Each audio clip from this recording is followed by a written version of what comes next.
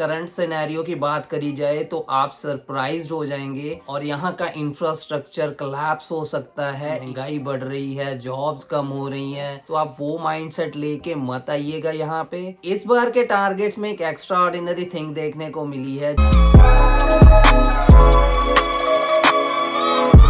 Hello everyone, welcome to our channel एंजिक Indian bloggers. मेरा नाम है जतिन। आज की ये वीडियो बहुत ही खास होने वाली है। जैसे कि आपको टाइटल से अंदाजा लग गया होगा कि कनाडा गवर्नमेंट ने कुछ मेजर अनाउंसमेंट्स करी हैं सभी इमिग्रेंट्स के लिए जो भी प्लान कर रहे हैं कनाडा आने के लिए 2024 से लेके 2026 के बीच में। आज की इस वीडियो में हम वो सभी अनाउंसमेंट्स के बारे में बात करेंगे जिससे आपको हेल्प मिलेगी डिसीजन लेने में कि आपको कनाडा आना चाहिए या नहीं आना चाहिए, और अगर आना चाहिए तो क्या क्या चीजें हैं जिनके बारे में आपको ख्याल रखना है। इस वीडियो के लास्ट में मैं कुछ ऐसे टिप्स भी दूंगा उन लोगों के लिए भी जो ऑलरेडी कनाडा में रह रहे हैं, आज के टाइम स्टडी कर रहे हैं या वर्क पे हैं या भी पीआर लगाने की प्लानिंग में हैं। तो वो सभी टिप्स उन लोगों को हेल्प करेंगे ये डिसाइड करने में कि उनको क्या क्या चीजें करनी है अभी से ही, ताकि वो अपनी पीआर को सिक्योर कर सकें कनाडा में। तो बिना टाइम वेस्ट करे शुरू करते हैं इस वीडियो को। तो जैसे कि आप सबको पता है कि हमारे नए इमिग्रेशन मिनिस्टर हैं मार्क मिलर, तो वो इन दिनों में काफी ट्रस्ट बनाने की कोशिश कर रहे हैं लोगों पे और बहुत अच्छी अच्छी अपडेट्स लेके आ रहे हैं इमिग्रेंट्स के लिए। उनकी एक अच्छी बात है जो मुझे बहुत पसंद है कि वो फैक्ट्स और फिगर्स पे ही बात करते हैं। उनकी कोई भी स्टेटमेंट जनरल नहीं होती है।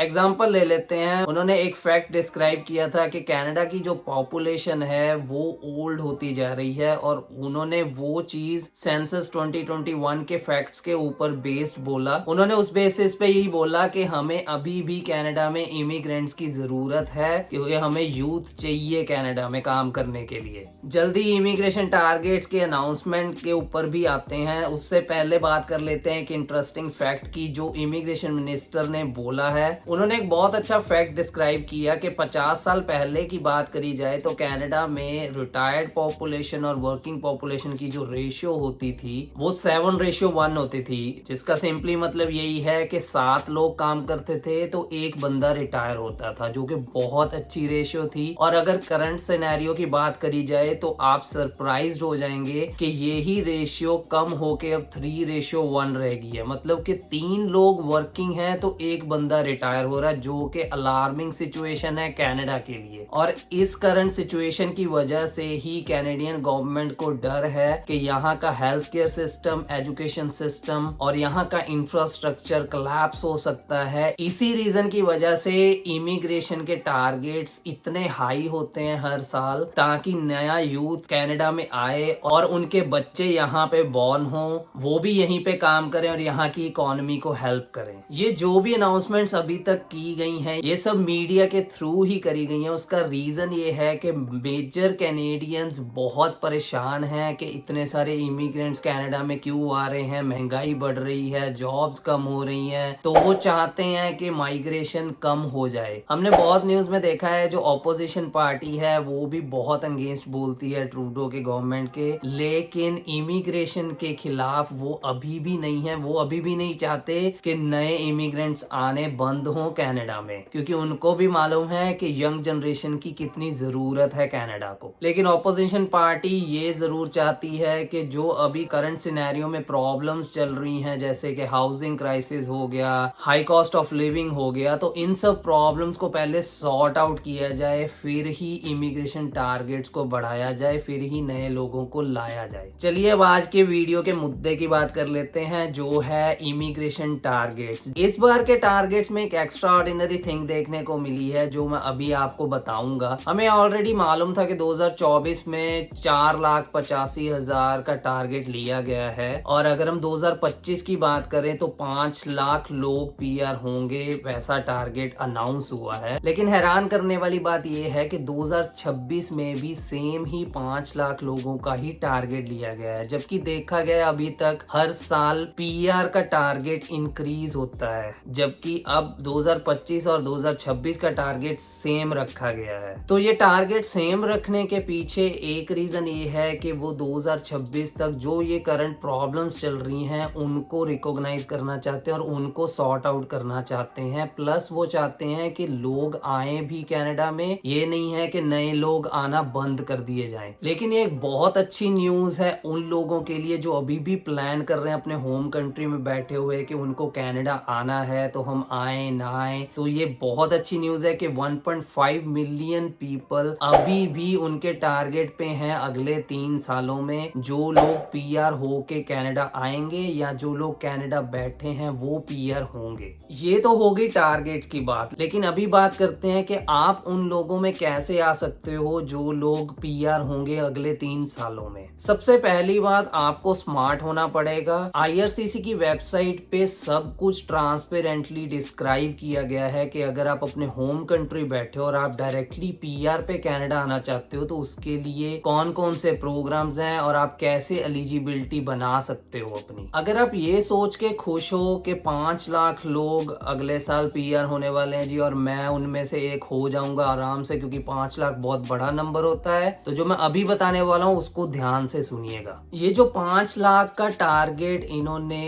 अनाउंस किया है इसमें बहुत सारी कैटेगरीज बनाई जाती हैं। यूजुअली लोग ट्रेडिशनल पीआर पाथवे के थ्रू ही आते हैं, जैसे कि majority of people student basis पे आते हैं, यानी कि स्टडी वीजा लेके आते हैं या फिर वर्क वीजा लेके आते हैं और फिर एक्सप्रेस एंट्री के थ्रू अपनी पीआर अप्लाई करते हैं। तो वैसे वाले लोगों का सिर्फ 60% ही पोर्शन है उस 5 लाख के टारगेट में। रेस्ट ऑफ 40% जो है वो फैमिली मेंबर्स को जाता है। क्यों? सपोज मैं यहाँ पे आया हूँ तो ऑब्वियसली मुझे अपने फैमिली मेंबर्स को भी कल यहाँ बुलाना है, मैं अकेला तो यहाँ नहीं रहूंगा कनाडा में। तो ऐसे ही बहुत सारे लोग हैं जो कनाडा आते हैं फिर वो अपने फैमिली मेंबर्स की भी पीआर अप्लाई करते हैं। तो जो रेस्ट ऑफ 40% है वो उन लोगों के लिए ही रखा गया है। और उस 40% में रेफ्यूजीज भी आते हैं, जैसे कि लेटेस्ट इन्होंने 40,000 अफगान्स को बुलाया था रेफ्यूजी बेसिस पे। उससे पहले देखा जाए तो 2 लाख यूक्रेनियंस भी आ चुके हैं रेफ्यूजी बेसिस पे। तो वो सब लोग उन 40% में आते हैं। अब प्रॉब्लम ये है कि जैसे लास्ट ईयर इन्होंने 1 मिलियन पीपल बुलाए थे कनाडा में, और अगर ये कॉन्टिन्यूसली इतने लोग बुलाते रहेंगे तो डेफिनेटली प्रॉब्लम्स रहेंगी। उसी वजह से सीआरएस स्कोर आज के टाइम बहुत हाई जा रहा है। अब वो पुराने वाला माइंडसेट नहीं चलने वाला फ्रेंड्स के जो कनाडा जाता था जी वो पीआर होके ही आता था, ये सब अब नहीं चलने वाला है। तो आप वो माइंडसेट लेके मत आइएगा यहाँ पे, क्योंकि ये चीज इमिग्रेशन मिनिस्टर ने लास्ट इंटरव्यू में भी क्लियर करी है कि अगर आप स्टडी परमिट पे आते हो 20-30 लाख रुपए लगा के यहाँ पे, तो इसका मतलब ये नहीं है कि आपको ग्रंटेड पीआर मिलेगी ही कनाडा की। अभी हम बात कर लेते हैं जॉब शॉर्टेजेस की, जो इमिग्रेशन मिनिस्टर ने बताया अपने इंटरव्यू में। जैसे कि हमें पता है कि हर जगह चैलेंजेस होते हैं, सिर्फ कनाडा की बात नहीं करते, इंडिया की बात कर ले तो हर जगह चैलेंजेस होते हैं। हर जगह महंगाई बढ़ रही है, कंपटीशन बढ़ रहा है, तो हर कंट्री उन चैलेंजेस को ओवरकम करने की कोशिश कर रही है। जैसे कि इमिग्रेशन मिनिस्टर ने एग्जांपल दी कि लास्ट ईयर कंस्ट्रक्शन वर्कर्स की जॉब शॉर्टेज चल रही थी बहुत ज्यादा, अराउंड 95,000 वर्कर्स शॉर्ट हो रहे थे। इन्हीं फैक्ट्स को माइंड में रखते हुए इन्होंने कैटेगरी बेस्ड ड्रॉज निकालने शुरू करे, जैसे कि हम देख रहे हैं पिछले 3 महीनों से कैटेगरी बेस्ड ड्रॉज आ रहे हैं। तो जो भी जॉब डिमांड में चल रही है वो सारी जॉब्स को वो कैटेगरी बेस्ड ड्रॉज के थ्रू फिलअप करने की कोशिश कर रहे हैं। इमिग्रेशन मिनिस्टर ने ये भी बताया कि 1500 फॉरेन स्किल्ड वर्कर्स उन्होंने हायर करे डायरेक्टली उनके होम कंट्री से पीआर बेसिस पे कनाडा में। तो अब पुराने मेथड्स जो थे पीआर होने के वो चेंज हो चुके हैं, लेकिन उससे आपको सैड होने की या घबराने की जरूरत नहीं है। उससे एक फायदा ये हुआ है कि नई अपॉर्चुनिटीज आई हैं और उन अपॉर्चुनिटीज को गेन करने के लिए आपको अपने आप में कुछ चेंजेस लानी होंगी और वो अपॉर्चुनिटीज के थ्रू आप अपने आप को ग्रो कर सकते हो और यहाँ आके स्टेबलाइज हो सकते हो। अभी लास्ट कुछ अनाउंसमेंट्स में ये भी अनाउंस हुआ था कि ऐसे कुछ कॉलेजेस डिफाइन किए जाएंगे जिनमें अगर आप अपना स्टडी वीजा अप्लाई करते हो तो आपका स्टडी वीजा फास्टर प्रोसेस होगा as compare to other colleges. और उसके अलावा एक और अच्छी चीज प्रोवाइड करी जा रही है कि उन कॉलेजेस में आपको रहने की भी सुविधा प्रोवाइड की जाएगी, मतलब हाउसिंग क्राइसिस का इफेक्ट नए स्टूडेंट्स पे नहीं आएगा जो भी उन कॉलेजेस में अप्लाई करेंगे। और वो कॉलेजेस चीज आपको जॉब्स में भी हेल्प करेंगे। जो भी जॉब्स उस टाइम शॉर्टेज में चल रही होंगी या जो जॉब्स उस टाइम डिमांड में चल रही होंगी, उसकी नॉलेज आपको दी जाएगी ताकि आप उन जॉब्स में अप्लाई करें और अपनी पीआर जल्दी से जल्दी ले सकें।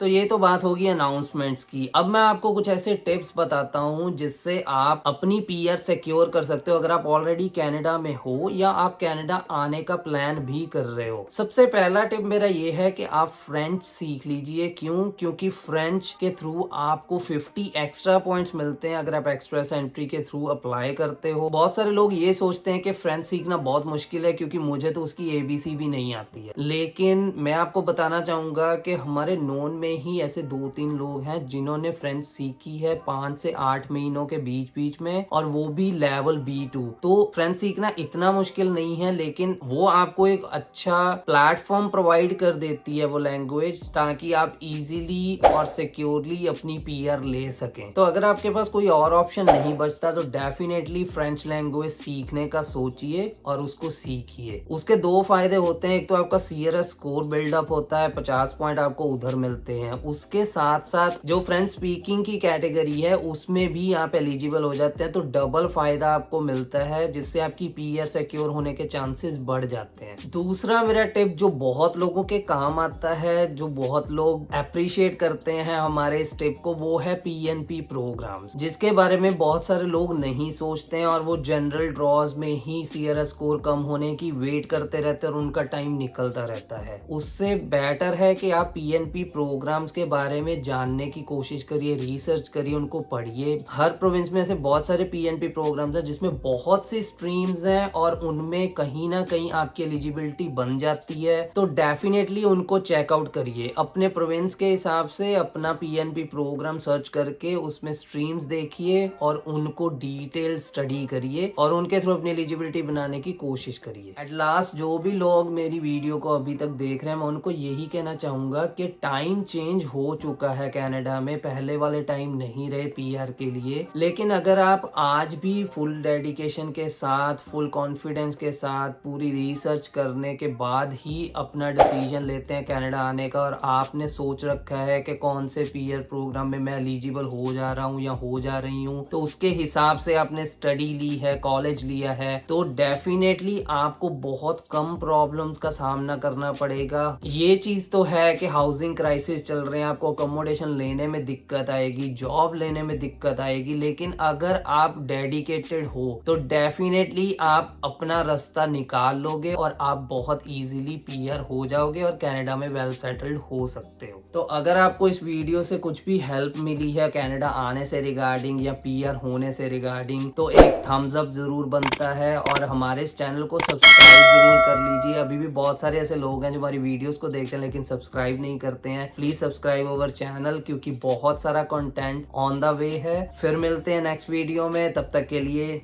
Bye bye, take care.